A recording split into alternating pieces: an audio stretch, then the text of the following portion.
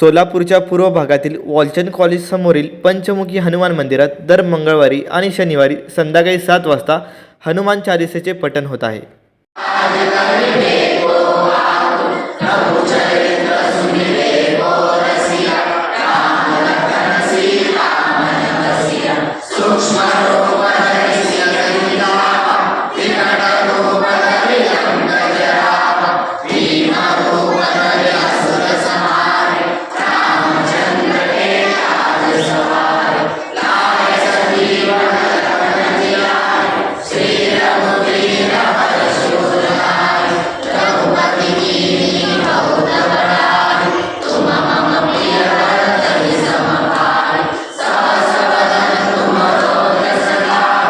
हे पठण कार्यक्रमास भाविकांची मोठी गर्दी होताना दिसत आहे।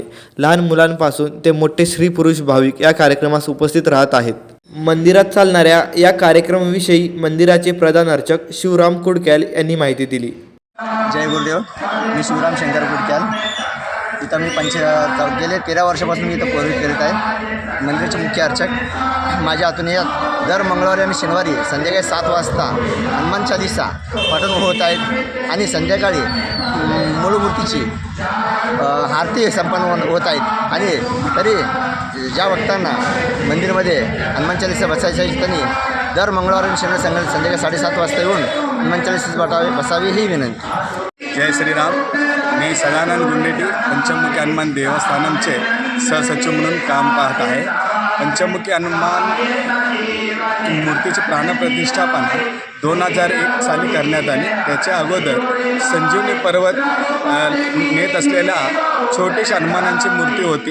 1987 साली या भागात त्या मूर्तीची प्राणप्रतिष्ठापना करण्यात आली। 2001 पासून त्या पुनर्प्रतिष्ठापना म्हणून आपण पंचमुखी हनुमानाची प्राणप्रतिष्ठापना केली।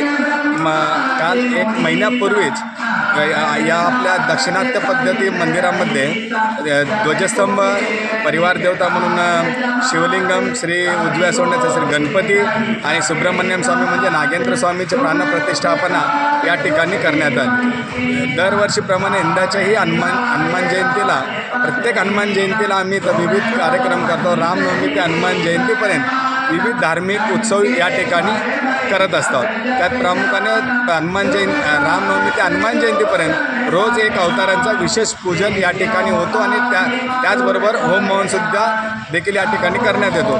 तसेच पंचमुखी हनुमान आणि सुवर्चला देवी म्हणजे आपल्या हनुमान आणि सुवर्चला देवींची मिरवणूक म्हणजे हनुमानाची पत्नी सुवर्चला देवी म्हणजे जे सूर्यपुत्रिक आहेत त्यांची कन्या आहेत त्यांच्याबरोबर त्यांचा विवाह झालो असा इतिहासात आणि आपल्या हिंदू धर्मात त्याचा उल्लेख आहे। त्या सर्व मूर्तींची त्या दिवशी आम्ही भव्य प्रमाणात मिरवणूक काढतो।